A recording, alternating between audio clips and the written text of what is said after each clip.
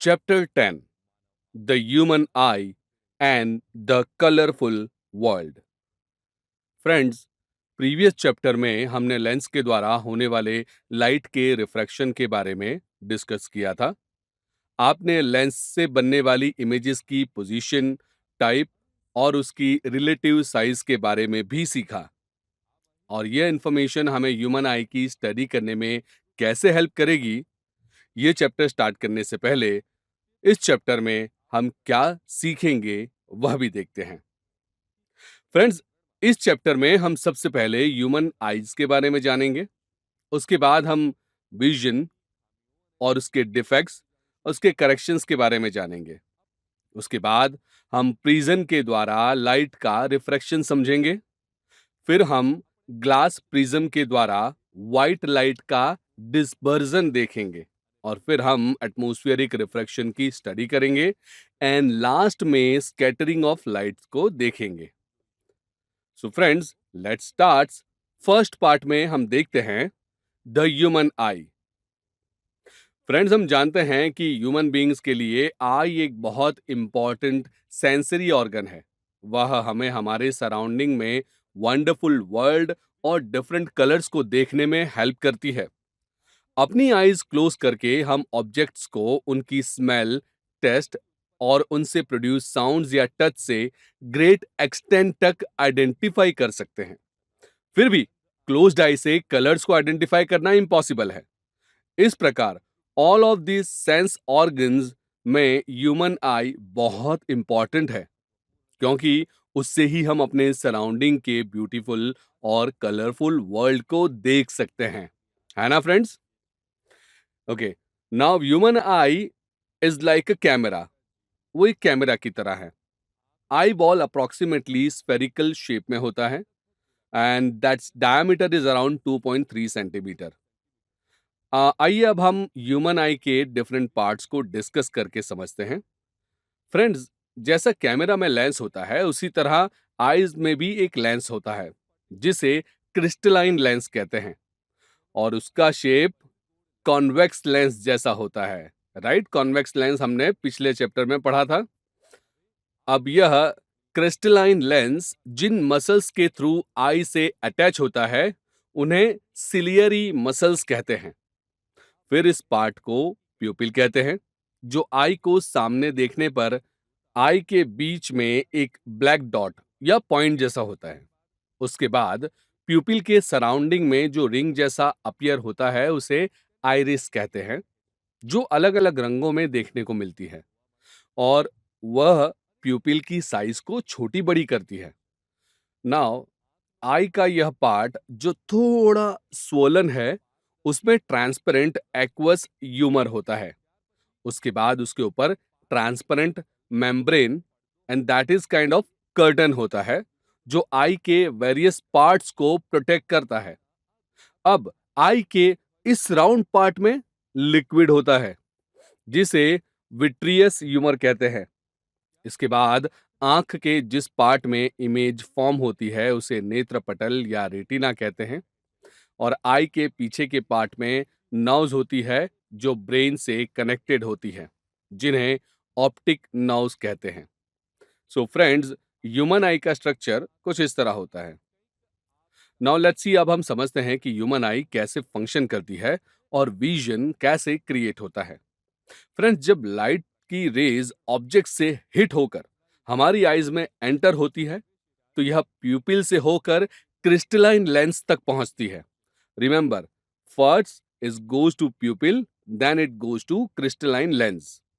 Crystalline lens convex lens की तरह light की रेस को रिफ्रैक्ट करता है और रेटिना पर कन्वर्ज करता है एंड देन रेटिना पर ऑब्जेक्ट की इमेज फॉर्म होती है। Now you will have a question कि कॉन्वेक्स लेंस से तो रियल और इन्वर्टेड इमेज फॉर्म होती थी, तो फिर यह इमेज किस टाइप की होगी? सो फ्रेंड्स, यह इमेज भी रियल और इन्वर्टेड ही फॉर्म होती है, लेकिन रेटिना से कनेक्टेड नर्व इस मैसेज को ब्रेन तक पहुंचाती है और ब्रेन इस इमेज को सीधी कर देता है। And that is the reason why हम हर ऑब्जेक्ट को सीधा ही देखते हैं। ओके, नाउ फ्रेंड्स, जब आप डार्क रूम से सडनली इल्यूमिनेटेड रूम में जाते हैं या इल्यूमिनेटेड रूम से सडनली डार्क रूम में जाते हैं, तब क्या होता है? यू माइट हैव एक्सपीरियंस्ड के दोनों ही सिचुएशंस में कुछ टाइम के लिए हम क्लियरली नहीं देख पाते हैं and gradually we will be able to see properly. तो ऐसा क्यों हो रहा होगा? तो आइए इसे समझते हैं। फ्रेंड्स, हम देख चुके हैं कि हमारी आईज में लोकेटेड आई रेस वह प्यूपिल को छोटा या बड़ा बनाकर आई में एंटर करने वाली लाइट को रेगुलेट करके आईज को डैमेज होने से प्रोटेक्ट करती है। सो जब लाइट इंटेंस होती है तो आइरिश प्यूपिल को छोटा करके इंटेंस लाइट को आईज में एंटर होने से रोकती है। अब जब हम इल्यूमिनेटेड प्लेस से डार्क रूम में एंटर करते हैं, तब डार्कनेस में ऑब्जेक्ट के व्यू के लिए ज्यादा लाइट की रिक्वायरमेंट होती है, बट प्यूपिल की साइज छोटी होने की वजह से इनफ लाइट रेटिना तक पहुंचती नहीं है और शुरुआत में ऑब्जेक्ट की इमेज हमें ब्लरी दिखाई देती है। थोड़े टाइम के बाद ग्रेजुअली जब प्यूपिल की साइज इंक्रीज होती है, तब वह ठीक से दिखाई देने लगती है। मूवी देखने के लिए फ्रेंड्स, जब हम थिएटर में एंटर होते हैं तब हमें ऐसा एक्सपीरियंस कई बार हुआ होगा। एंड नाउ इससे विपरीत डार्क रूम में हमारी प्यूपिल की साइज एनलार्ज्ड होती है एंड सडनली हम किसी इल्यूमिनेटेड रूम में एंटर होते हैं, तब आईज में इंटेंस लाइट एंटर होती है जिससे हमारी आईज क्लोज हो जाती है। सो फ्रेंड्स, हमारी आईज कितना वंडरफुल क्रिएशन है ना? सो नाउ फ्रेंड्स, अब हम ह्यूमन आइज के बारे में और भी इंटरेस्टिंग पॉइंट्स जानते हैं। So let's see power of accommodation. Friends, हमने कॉन्वेक्स लेंस से बनने वाली इमेज के बारे में समझ लिया है, जिसमें ऑब्जेक्ट की पोजीशन के चेंज होने पर इमेज की पोजीशन भी बदल जाती है। Now the question is, human आई में डिफरेंट डिस्टेंस पर लोकेटेड ऑब्जेक्ट्स की इमेज आगे या पीछे ना होकर हर बार रेटिना पर ही क्यों फॉर्म होती है? So the reason is the lens of an eye is crystalline lens, और ये crystalline lens fibrous jelly like material से बना होता है एंड वी नो कि ये दोनों साइड से सिलरी मसल से कनेक्ट होता है।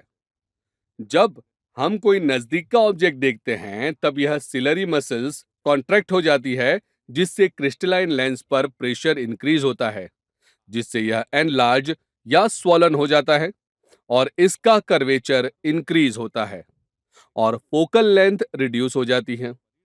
एज ए रिजल्ट हम नजदीक के ऑब्जेक्ट को क्लियरली देख सकते हैं, और जब ऑब्जेक्ट डिस्टेंस पर होता है तब सिलियरी मसल्स रिलैक्स्ड हो जाती हैं, तब क्रिस्टलाइन लेंस पर टेंशन बढ़ने से वह थिन हो जाता है, जिससे इसका कर्वेचर शॉर्टन होता है और फोकल लेंथ इंक्रीज हो जाती है, जो हमें डिस्टेंस पर रखे हुए ऑब्जेक्ट को क्लियरली देखने में हेल्प करता है।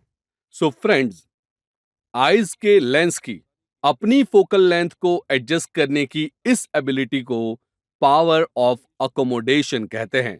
ऑल्दो इस लेंस की फोकल लेंथ एक फिक्स्ड मिनिमम लेंथ से कम नहीं हो सकती।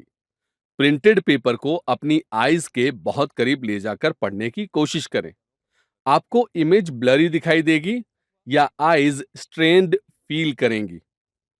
किसी ऑब्जेक्ट को क्लियरली और इजीली देखने के लिए आपको उसे आईज से अप्रोक्सीमेटली 25 सेंटीमीटर दूर रखना होगा। जिस मिनिमम डिस्टेंस पर आईज के लेंस के द्वारा बिना स्ट्रेन के किसी ऑब्जेक्ट को डिस्टिंक्टली देखा जा सकता है, उस डिस्टेंस को least distance of distinct vision कहते हैं।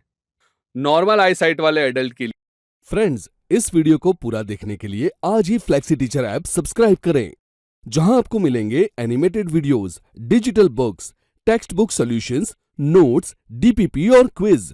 और हाँ, flexi teacher app mobile, TV और कंप्यूटर पर अवेलेबल है। और अगर आपके पास इंटरनेट नहीं है तो तुरंत ऑफलाइन सेट टॉप बॉक्स के लिए संपर्क करें। Flexi teacher, the one you needed.